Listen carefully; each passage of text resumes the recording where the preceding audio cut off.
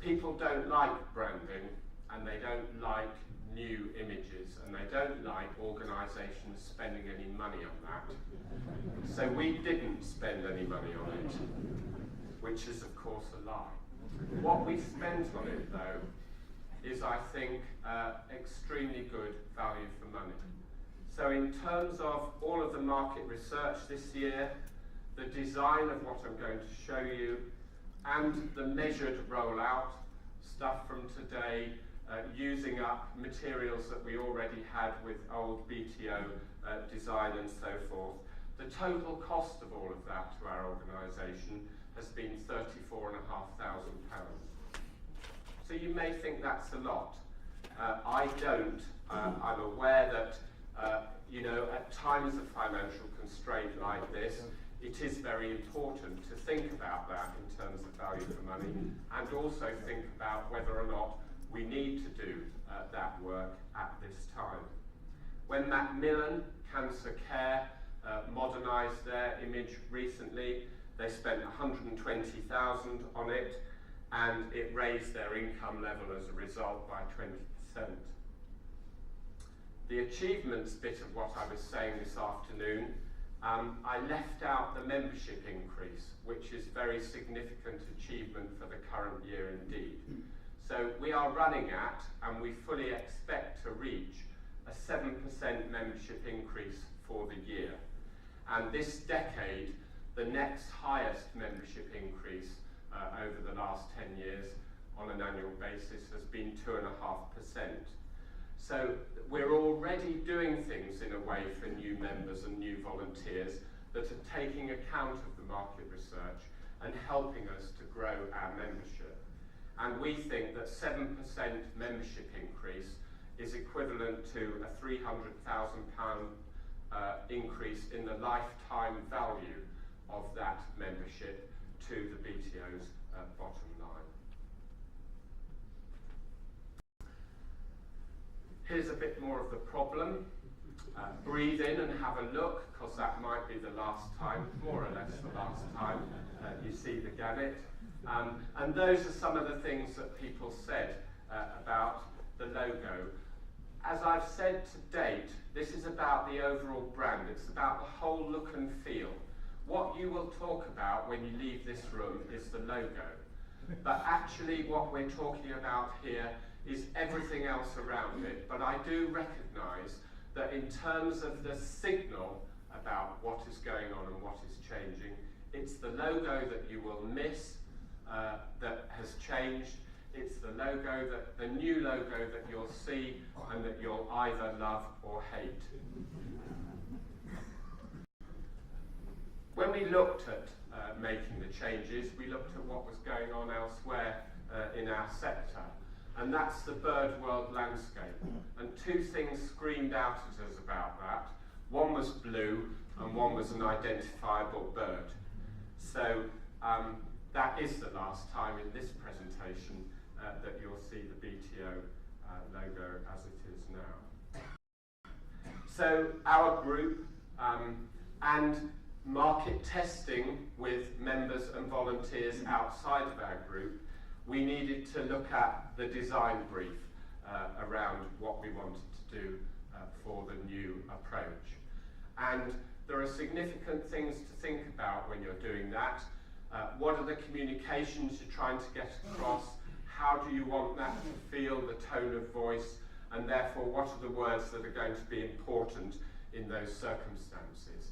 And you can see in those communications that those core values that you all know, that I know, that we all hold dear in the BTO are still very much represented in those three communications there about science, about bird watching, and about the understanding and the study of birds. And we used our friends and trusted helpers in this. You can't do this stuff on your own. We have had consultants in. They've been extremely good people, and we've managed them carefully. And in terms of the design brief that we gave, we then gave this to Chris O'Connor, who of course is the person that's been working with us and and knows the BTO very well in terms of modernising over recent years BTO News and Bird Table that received such great accolades from Chris Packham last night.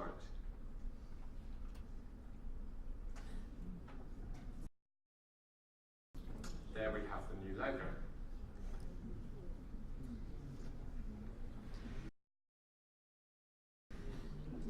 In landscape and in portrait. And during the next week, we'll be launching the new website. And that's a grab from the website as it will look.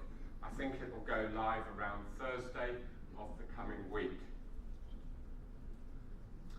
Remember what I said, this is much more than just a logo. All the material on the website has been rewritten. The staff have worked phenomenally hard on this, preparing material. And as I said, Laura Smith, who is our key website person, is probably currently still working on it now. Here's what the logo will look like on BTO News. On leaflets.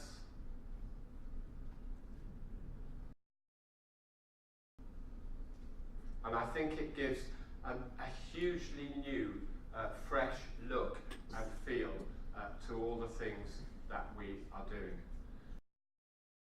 BTO Books, Mike Tom's working on a field guide to monitoring nests, the Norfolk Bird Atlas, both of which will go out in the new look. And we'll be very proud, I think, of those books as the first ones with BTO Books as their spine look.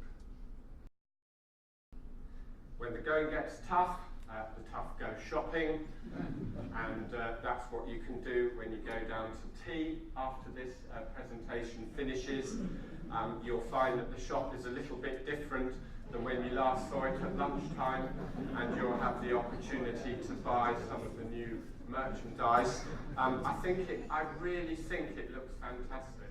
I wouldn't be a beanie hat wearer, but I'm definitely going to wear one of those, and they are great quality products, and they look really good with the new fresh design.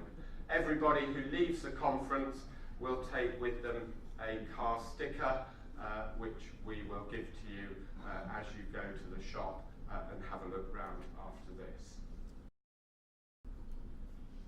There's the new bird world landscape, the changing bird world landscape. We have just kind of floated the odd picture in front of significant others in other partner organisations over the last few days, and their faces show a measure of both excitement and thinking, oh God, now we've got to go and do something because the BTO suddenly looks a bit better than it did before. And when I say better than it did before, you know, I've liked over the years the changing gamut of the BTO. But what I think about this logo is that your work will be recognised much, much more as your work, and it will be distinctive from whatever else is going on in bird and wildlife conservation. I think two other things about this logo and this brand. We've tried to be open and accessible as an organisation, and we've tried to maintain the serious scientific nature of our work. And I think that does that. That's why there's two elements to it. That's why there's a bit of a cartoon on one side and capital letters on the other. And I think looking out for birds clearly makes a statement that that's the kind of stuff we do as volunteers.